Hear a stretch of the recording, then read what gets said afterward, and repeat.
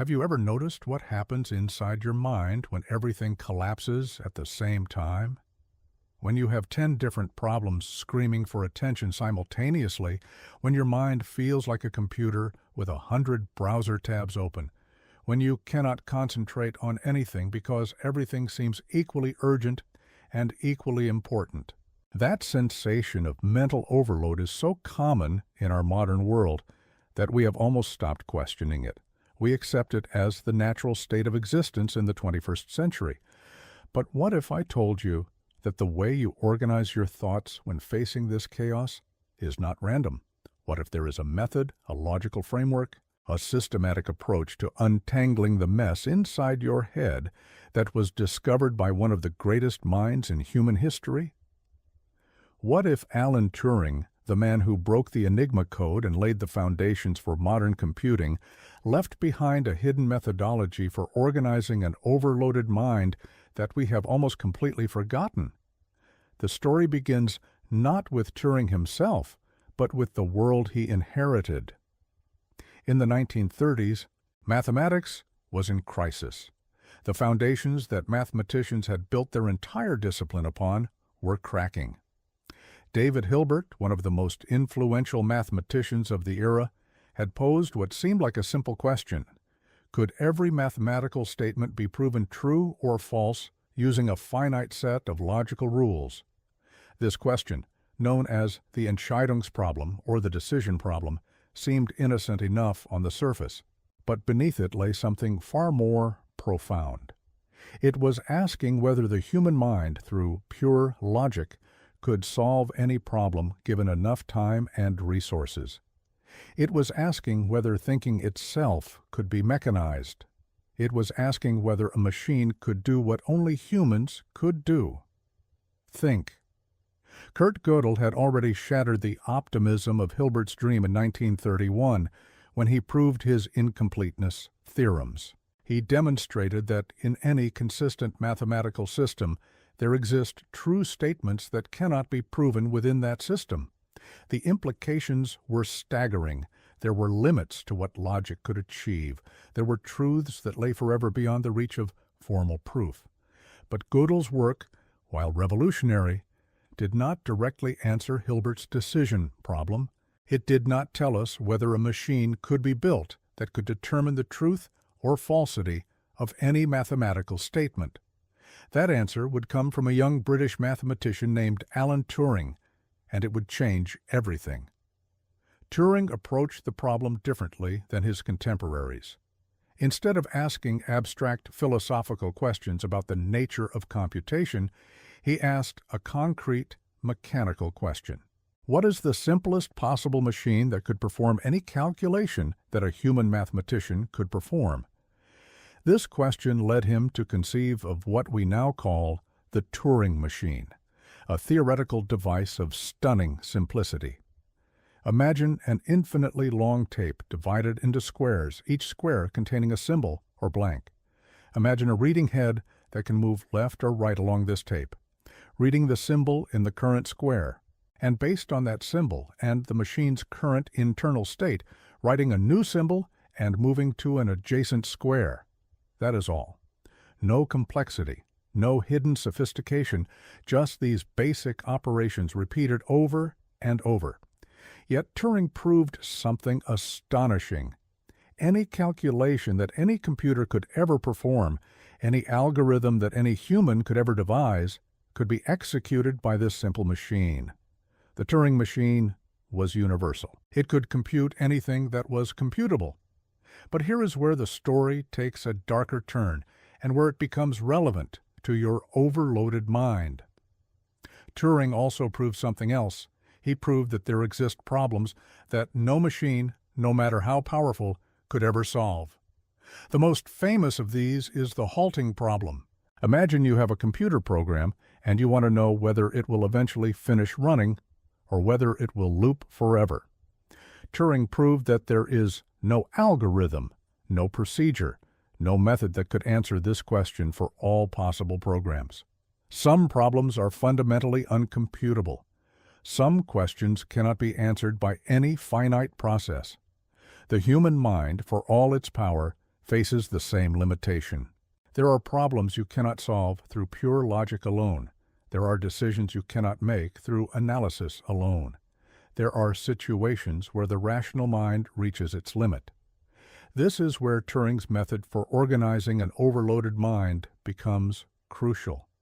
When Turing faced the overwhelming complexity of breaking the Enigma code during World War II, he did not try to solve the entire problem at once. He did not attempt to analyze every possible combination of the Enigma machine's rotor settings. The Enigma had over 150 million possible configurations. A human mind trying to check each one would take longer than the age of the universe. Instead, Turing broke the problem into smaller, manageable pieces. He identified the constraints. He recognized patterns. He reduced the problem space from the incomputable to the computable. He understood intuitively what his theoretical work had proven, that some problems cannot be solved directly, but they can be solved by transforming them into different problems that can be solved. The bomb machine that Turing designed was not a solution to the Enigma problem in the traditional sense. It was a transformation of the problem. Instead of asking, "What are the rotor settings?" he asked what rotor settings would produce this known plain text from this ciphertext. The second question was answerable. The bomb could check thousands of possible settings per minute, eliminating the impossible and narrowing down to the probable. In doing so, Turing reduced the time to break an Enigma message from months to hours. He saved countless lives, but more importantly, he demonstrated a principle that applies directly to your overloaded mind. When faced with an incomputable problem, transform it into a computable one. Think about what happens when your mind is overloaded. You have multiple projects, multiple deadlines, multiple concerns, all competing for your attention. Your mind tries to process everything simultaneously, and the result is paralysis. You cannot focus on any single task because your attention is fragmented across all of them. This is the incomputable problem. Your mind cannot solve it through direct analysis, but what if you applied Turing's method? What if you broke the overload into smaller, manageable pieces? What if you identified the constraints? What if you recognized that some problems are more urgent than others, that some have earlier deadlines, that some have greater consequences? What if you transformed the incomputable problem of "how do I handle everything?" into the computable problem of "what is the single most important thing I need to do right now?" This is the essence of Turing's method for organizing an overloaded mind. It is not about working harder. It is not about being more disciplined. It is not about developing better time management skills, though those help. It is about recognizing the fundamental limits of human cognition and working within those limits rather than against them. Turing understood from his theoretical work that the human mind is a finite state machine. It has limited working memory. It can only hold a certain amount of information in active consciousness at any given moment. When you try to hold too much, you exceed your cognitive capacity and the system breaks down. The solution is not to increase your capacity, which is impossible. The solution is to reduce the problem to fit within your capacity. The second principle of Turing's method involves what we might call state reduction. In the Turing machine, the internal state of the machine determines how it will respond to the current input. Similarly, your mental state determines how you will respond to the problems you face. When your mind is overloaded, your mental state is chaotic, your thoughts are scattered, your emotions are volatile. You are not in an optimal state for decision-making or problem-solving. Turing recognized this during his work at Bletchley Park. The mathematicians and cryptanalysts working there faced enormous pressure. The stakes were literally life and death. Thousands of soldiers depended on their ability to break the Enigma code. The pressure was immense, and it threatened to overwhelm them. Turing's response was to create structure. He established routines. He created clear procedures for how problems should be approached. He separated the work into distinct phases. First, identify the constraints. Second, generate hypotheses. Third, test the hypotheses. Fourth, refine based on results. By creating this structure, he reduced the mental load on each individual. Each person knew exactly what they were supposed to do. They did not have to think about the overall strategy. They only had to execute their specific task. The mental state became ordered rather than chaotic. This principle applies directly to your overloaded mind. When you are overwhelmed, the first step is not to try to solve all your problems. The first step is to organize your mental state. Write down everything that is bothering you. Get it out of your head and onto paper or into a digital system. This simple act reduces the cognitive load on your working memory. Your brain no longer has to hold all these concerns in active consciousness. They are externalized. They are organized. Now your mind can focus on the actual problem solving rather than on trying to remember what all the problems are. This is not a new idea, but it is a principle that Turing understood and applied systematically. The third principle of Turing's method involves what we might call iterative refinement. The Turing machine does not solve problems in a single step. It solves them through a series of small, discrete operations. Each operation moves the machine closer to the solution. Each step is simple and verifiable. If something goes wrong, you can identify exactly where the error occurred and correct it. This is fundamentally different from how many people approach their problems. They try to find the perfect solution immediately. They try to think through all the implications and consequences before taking action. They try to solve the entire problem in their head before implementing anything. This approach often leads to paralysis because the problem is too complex to fully understand before acting. Turing's approach was different. He would implement a solution, test it, observe the results, and refine based on what he learned. The bomb machine was not perfect when it was first built. It had to be refined and improved based on operational experience. The procedures for breaking Enigma messages were not optimal initially. They were improved through iterative testing and refinement. This principle is crucial for managing an overloaded mind. You do not need to find the perfect solution to your problems. You need to find a good enough solution that you can implement immediately. Then you can observe the results, learn from them, and refine your approach. This reduces the cognitive burden of trying to think through every possible consequence before acting. Now, let me address something that many people misunderstand about Turing's work. When Turing proved that some problems are uncomputable, many people interpreted this as a limitation of machines. They thought it meant that machines could never be as intelligent as humans because humans could solve problems that machines could not. But this interpretation misses the point entirely. Turing was not saying that machines could not solve uncomputable problems. He was saying that no finite process could solve them, and this applies to humans as well. The human mind is also a finite process. It also cannot solve uncomputable problems through pure logic. When humans solve uncomputable problems, they do so through intuition, through pattern recognition, through heuristics, through educated guessing. They do not solve them through pure logical analysis. This insight is crucial for understanding how to manage an overloaded mind. When you face a problem that seems impossible to solve through analysis alone, you are probably facing an uncomputable problem. The solution is not to try harder to analyze it. The solution is to shift your approach. Instead of trying to find the logically perfect solution, you should use heuristics. You should rely on your intuition and experience. You should make educated guesses and test them. You should recognize that some problems do not have perfect solutions, and that is okay. The goal is not perfection. The goal is progress. This brings us to one of the most important aspects of Turing's method that is often overlooked: the role of intuition and creativity in problem solving.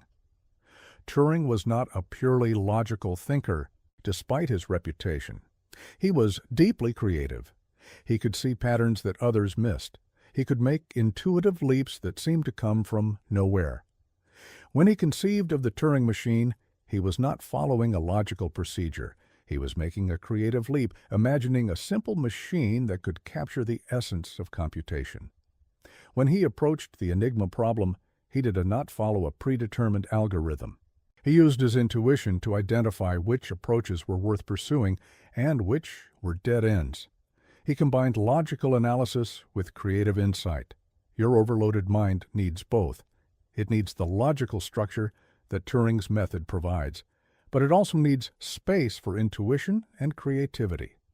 When you organize your problems into manageable pieces, when you reduce your mental state to order, when you implement iterative refinement, you create the conditions for intuition to flourish. Your mind is no longer exhausted by trying to hold everything together. It has the cognitive resources to make creative connections, to see patterns, to have insights. This is why many people report that their best ideas come when they are not actively trying to solve a problem.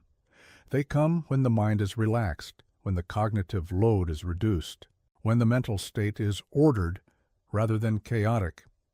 The implications of Turing's method extend far beyond personal productivity.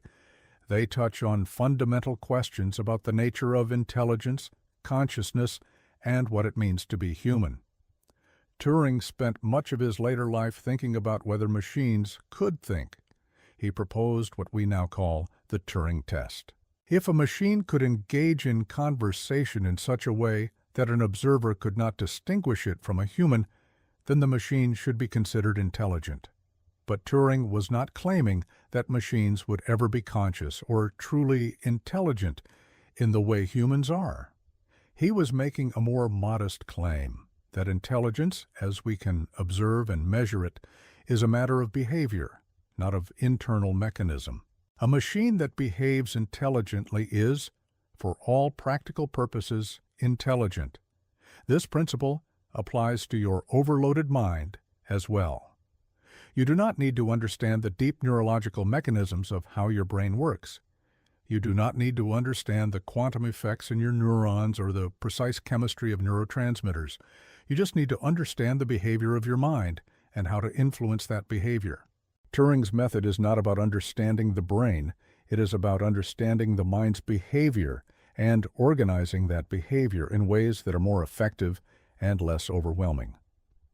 Consider the modern world and how it has changed since Turing's time. We now have access to vastly more information than Turing ever did. We have smartphones that can access the entire sum of human knowledge in seconds. We have social media that constantly bombards us with new information, new problems, new crises demanding our attention. We have email, messaging apps, notifications, alerts, all competing for our cognitive resources. The problem of the overloaded mind is more acute now than it was in Turing's time, yet the principles he discovered remain as relevant as ever, perhaps more relevant. The Enigma code-breaking effort at Bletchley Park was one of the first large-scale applications of computational thinking to a real-world problem. Thousands of people worked there, and they faced an overwhelming amount of information. They faced impossible deadlines. They faced the constant pressure of knowing that lives depended on their success. Yet they succeeded not through superhuman effort, but through systematic organization. They broke the problem into manageable pieces. They created clear procedures. They used machines to augment human cognition. They recognized the limits of what humans could do and worked within those limits rather than against them. This is the legacy of Turing's method for organizing an overloaded mind.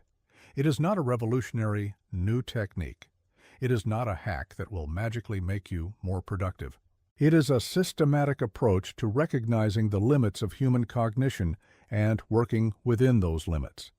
It is about breaking problems into manageable pieces. It is about organizing your mental state. It is about iterative refinement rather than seeking perfection. It is about combining logical analysis with intuition and creativity. It is about recognizing that some problems cannot be solved through pure analysis and that is okay. It is about progress rather than perfection. When you apply these principles to your own life, you will find that the sense of overwhelming chaos begins to diminish. Not because the problems go away, but because you have a systematic way of approaching them. You have a framework for organizing your thoughts. You have a method for reducing the cognitive load on your mind. You have a way of working that is aligned with how your mind actually works, rather than fighting against it. This is what Turing discovered, and this is what he left behind for us. Not a set of rules to follow, but a way of thinking about thinking itself. The final insight from Turing's method is perhaps the most important.